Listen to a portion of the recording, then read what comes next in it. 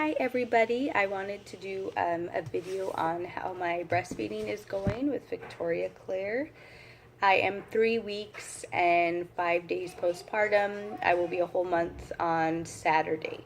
And it is National Coffee Day, so grab your coffee from your favorite place. Our favorite place is actually Dutch Brothers, but that is not close by us, so we've got a Starbucks. And I do half calf because I am nursing, since this is a breastfeeding video.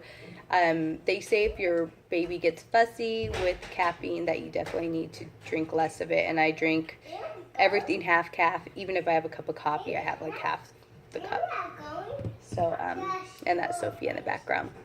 So breastfeeding is going well. When I had her, she got tummy time on me right away, kangaroo care, right after I delivered her. And she was on my chest. Her umbilical cord was rather short, so she laid on my stomach until my placenta came. So that was for about 10 minutes, 15 minutes. And then she came onto my breast, and she did pretty good latching on. She was a little narrow with her latch, but she got better as the time passed, even by the minute. And then she continued latching on me for, it was like 2 hours, because I had some postpartum bleeding that they were taking care of, and they just let her stay on me as long as she wanted, especially because feeding does help with postpartum bleeding. So yeah, she literally was latched on me, maybe not drinking the whole time, but just latched on, suckle every once in a while, for about 2 hours after I had her. So yeah, we had a lot of one-on-one skin. And then yeah, so the next day, I was gonna say how the nursing was going. The next day was the hardest day in the hospital. It was day 2. She was cluster nursing, so she was nursing on me for probably, like, literally hours. She just didn't want to get off the breast, so my nipples got really just, like, inflamed and irritated. They didn't crack or bleed, but they hurt so bad that I've never done this with any of my kids, but I told a nurse, she was like, do you want me to take her for a little bit? And I was like, please, because she just kept crying and wouldn't want to get off the breast, but then she was like fussing on it. So the nurse actually did walk around with her for a couple hours while I rested, and I just fanned or aired out my breasts, and you could put Lancelo on it, or the other thing you could do is express your own breast milk and put those on your nipples, because that also helps with healing any bleeding or anything. Look how sweet she has her mouth open. So anyways, after that episode, once we brought her back, I did change positions to the football hold, and I'm not sure if I included this in any of my other videos. But yeah, if you're ever having difficulties with your nipple soreness or weird latch, change it. I was doing the cradle hold like this, but her facing me a lot. So we use it to the football hold with her head here and her latched on, kind of sitting like that. She's smiling. And that helped a lot. So when I go back to any sore nipples, I change the hold. Another thing I was going to recommend is this Ina's May's Guide to Breastfeeding. She is like a total advocate for childcare, and she is a midwifery specialist, I would say. She's an awesome midwife, and this book, it's more of a reading book. I know that the, what is it called? The Motherly Art of Breastfeeding is a book with more pictures. I think it's The Motherly Art of Breastfeeding. That book is awesome, which I gave to somebody, so I don't have it anymore. So they do have some pictures in here, how to like manually express your milk and stuff, but yeah, I basically got here, it's breast care and even about birthing, rooming in, immunizations, but a lot obviously about breastfeeding and the importance, skills to learn during the first week, and even burping, co-sleeping, that stuff. So I do recommend this book. I did get it off Amazon. You can get it used for a little cheaper on there too. So definitely, if you haven't breastfed, or this is my 4th baby I'm breastfeeding, and it's been 3 years, well, at least, yeah, 3 years. Yeah, so just to kind of remember everything, because I feel like sometimes when you want to get back into breastfeeding, you're like, okay, why? Sometimes you want to know the why, because it's not always convenient once you got the why, then you could be like, okay, it is not that convenient to begin with and a little uncomfortable, but we can work through that because it's got greater purpose.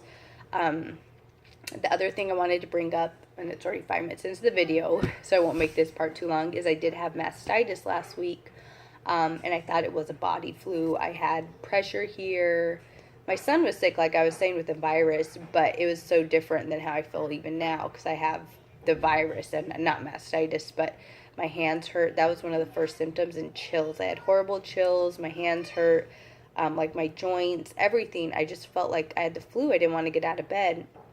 And so I felt like that for one whole day, and I noticed one of my breasts was red, and it was tender, but it wasn't like excruciating. So I told my husband wasn't feeling well, and so I kind of just got through it that whole day, tried to nurse her, kind of tried to massage that breast, and then the next day I felt completely fine. The chills were gone, everything was fine. And then that next night, the chills came back. The breast was, hard in areas and heat.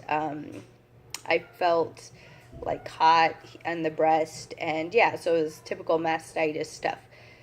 So the clogged duct versus mastitis is, I heard they're pretty similar, except like mastitis is whenever it gets worse. I did have horrible chills. I was like an icicle in my house, and everyone else was hot, and just didn't feel good. So I had an OB appointment that morning before I knew it was mastitis.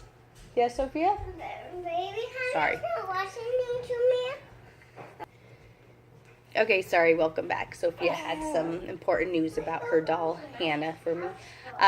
So anywho, so I did have the chills and everything, and I had an OB appointment before I knew it was mastitis, and I canceled it because I didn't even feel like going for my 2-week checkup. I just felt horrible. So later that afternoon, I finally took my temperature, and it was 10, I think it was 102. And I had that same temperature all day. My son got sick and threw up. He was sick. So I was like, maybe I have whatever's going around. But I noticed my breast and stuff, and I was like, you know what, I need to go to the doctor. So I called the doctor's office, and they asked if I was exclusively breastfeeding. I told them about the breasts being like tender, and she was like, yeah, we need to get you feeling better, especially if you're full-time nursing, because she knows that's demanding and it could be mastitis. So made an appointment. I was the last one there, 5:30, and they looked at my breast. My doctor did, and heard my symptoms. So I took my temp. It was 102.8, and she looked at my breast and was like, yes, it's mastitis. And I did talk to a lactation consultant from La Leche League, which is an acquaintance of mine I met a while ago with my son's T-ball. She was a consultant. Anyways, I did talk to her before I went to the doctor, and she told me to put the warm compresses on your breast, whatever breast is having the issue, and then she told me to pump, to massage, and just keep doing that and feeding the baby on that side. And a lot of people would say, but if it's infected, why would you feed the baby? It's fine to do, and you can look that up. I was like, this is weird, how can that be? But it's literally just your ducts are getting so irritated and inflamed that milk stuck in, that you need to get that milk out. And it's fine for baby. I heard it could have a weird taste, but it won't hurt your baby. So anyone who has a plugged duct, you need to work that milk out. So I did talk to my OB, and I said I don't want to go on antibiotics if I don't absolutely have to. I don't want to rush to them because I have bad stomach issues, and antibiotics would make that worse. So what she told me was, yes, you have 24 hours with the fever since it left and went away, and now it's back. We're going to start the clock from last night. So she said I had till the next morning to feel better. Otherwise, she called in the antibiotics, and I would need to pick those up. So what I did was all night, you need to set up the pump. And I'm giving advice to anybody who might have even a clogged duct. And this isn't medical advice, so don't say I'm your doctor or something. But what I would suggest that helped me was keeping the pump right by the bed. I would have her eat on the infected or irritated breast, and if she did not finish, I would sit there and pump, and I would massage, and it's like a wave. They say you go back and then forward, and you just keep working that side until it feels as empty as it can, at least 15-20 minutes on it, with her eating and then with the pumping as well. I would say like 20 minutes total. And then don't neglect the other breast. I had to pump the other breast too. If she got full off of the irritated one, I would need to go to the other one and get all the milk out, because you don't want a clog situation happening to the other side. Hold on, Soph, I'm almost finished. So, anyways, so by the next day, well, by that evening, after we came back, even like late evening, I took my temp again. I was starting to feel a little better, which is weird, just from trying to get out the milk. Went down to 100, which actually I felt cooler because I was hot all day, probably 102 all day. And then by the next morning, pumping and feeding and pumping and feeding, hot compress, it went down to 98.8, and I was like, thank you, Lord. So I did not have to take the antibiotics. I did cure it naturally. Now, again, you're not allowed to go over 24 hours with a fever. And you need to try to get the milk out right away. For me, I was not massaging hard enough. My doctor, my midwife, when I went in, she showed me how hard, and I was like, whoa, that's a lot harder than I thought. And she said, you need to be rough, you need to get that milk out. And then feeding the baby on it. So that is definitely a miracle. I'm thankful for that with the mastitis, and I'm keeping my eye out on it. It's been sore. It was sore probably like 4 or 5 days after getting the milk out of it, and it still felt like it kept trying to get like that lump back, so I had to keep working it days after because it kept trying to almost like reinfect or something. So I kept massaging, kept the hot compress, and yeah, so make sure your milk, you're getting them both out. She did favor the other side, that's why this happened to me. And then she wasn't emptying it completely because she didn't favor that side, so at night she would drink some and then fall asleep, and I would have milk staying in there.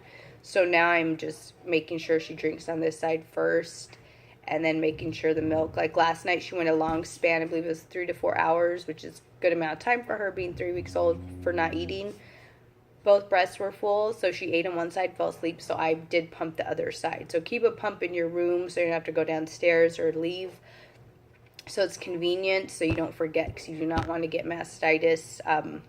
Out of 4 kids, this is the first time I've had it happen, and it was not fun. Just feeling like I had the flu was probably the worst part, and the chills. Well, the whole thing all together. So, and then you don't want to nurse when you have mastitis. Your body hurts. You're like, oh, I don't want to be touched. So it was difficult. So, anyways, that is my breastfeeding update. Other than that, everything is going great. She has been nursing really well, and a lot of the times in the evening she does, by that time both breasts are emptied, which are great, but there are the few occasions where she'll favor one side, and if I get lazy and forget to move her, that's when it gets a little engorged on the other side. So anywho, I hope you all enjoyed this video, and I hope no one has mastitis, and I hope I hope any of the tips I gave you helps with the pumping and having your baby nurse on the other side, hot compress. That was the advice I was given that helped to cure it. So have a great day, and I will talk to you guys later. Bye.